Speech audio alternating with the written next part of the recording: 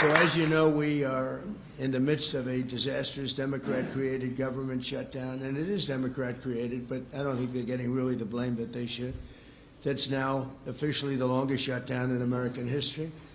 The Democrat radicals in the Senate have shown zero interest in reopening the government, and I don't think they'll act so soon. A lot of people disagree. I've been saying for the last 30 days, we've had 4 or 5 different points. Yes, sir, they're going to get it right now. We should have it done in a day.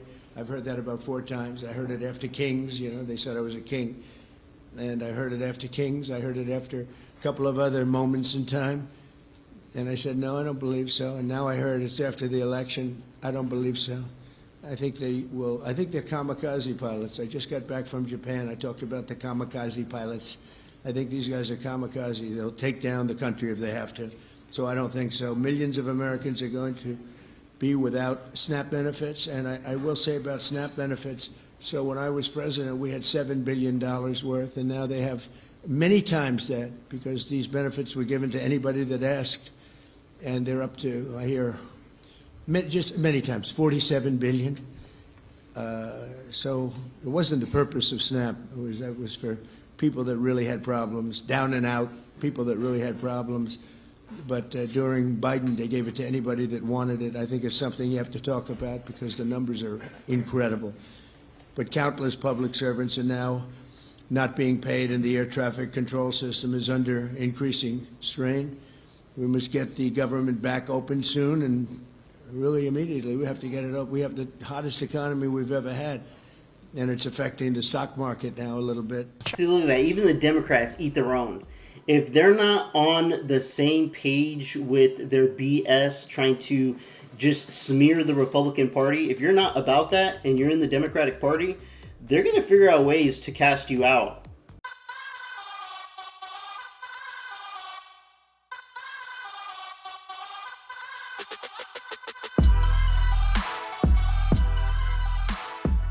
Of Minnesota joins us now. He's a member of the House Financial Services Committee. So people are starting to feel the pain. We're getting a lot of ground delays, ground stops at airports. Flights are being canceled. People do not have their SNAP benefits. You come to a point where they don't look at blaming Democrats or Republicans. They blame both sides. And yeah, well, we're pretty much getting to that point. Yeah, sorry, John, but nobody wins in a shutdown. No. Let's be very clear on that. And Democrats should have read the book on federal government shutdowns before they started this one, because Republicans wrote it.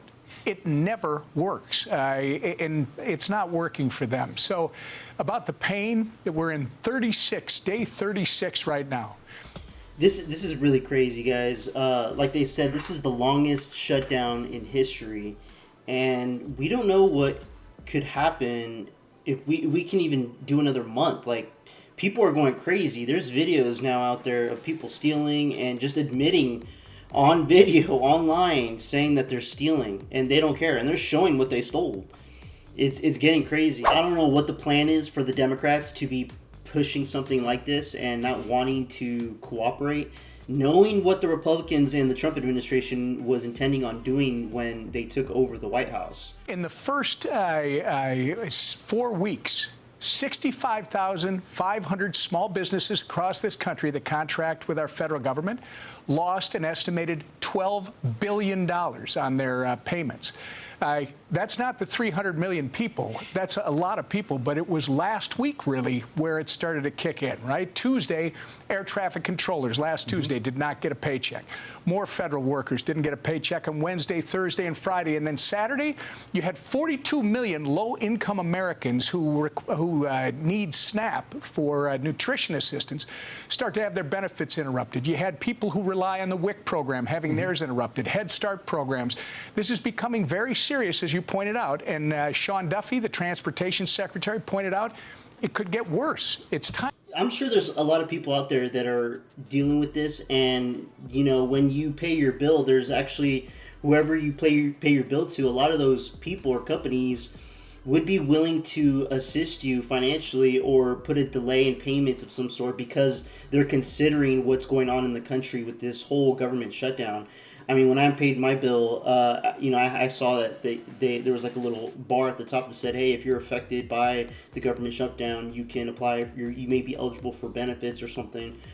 And so I'm pretty sure if you guys check on your stuff on all the bills that you pay, if you guys are struggling out there during this time, I would take advantage of that. Take advantage of that, and you may have to suck it up and skip a payment or something, but it's better than forcing yourself to pay it and then trying to figure out what you're going to eat the next day. So it's very important, and I don't want to encourage people out there in this country to go out and steal. That's not what we want. Those are the people that are really breaking this country apart. They're not thinking straight. And this is what happened. This is what the Democrats really wanted to happen, I feel like. They wanted something to happen, and to keep pushing it out there in the media, it's Trump's fault. It's the Republicans' fault. They're trying so hard. That's all they do. Their entire mission in life is to just make the Republicans look like garbage, when really, in reality, it's the Democrats that are completely garbage. Time to open the government. Yeah, they're having to shut down some airspace. It's time to open government, but nobody seems to be moving in that direction. There was some thought the Democrats were waiting until the results of yesterday's election, where they appeared to do very well, to say, okay, we got that out of the way. Now we can talk about opening up the government again.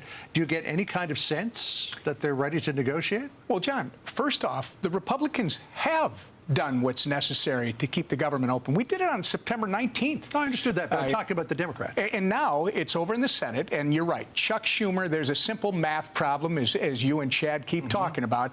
You got to have 60 votes in the Senate to pass something. We only have 53 Republicans, so you need Democrats. You need 5. Is there any movement? Well, we're going to find out yet in the next 24, 48 hours. But are you getting any kind of a sense from talking to your Democratic colleagues? There are some Democrats in the Senate who are starting to push. We would like to see them do the right thing and vote to open the government. Yeah. At least 5 or 6 of them. You know some of the names. Well, I know the Democrat that's pushing hardest to do this is Fetterman, but he's voted for this thing however many times now that it's been voted for, and he's just not getting anywhere. The only thing he's getting from doing that is threats of a primary challenge in 2028. Yeah, but I mean, he has been speaking truth about this thing from day one.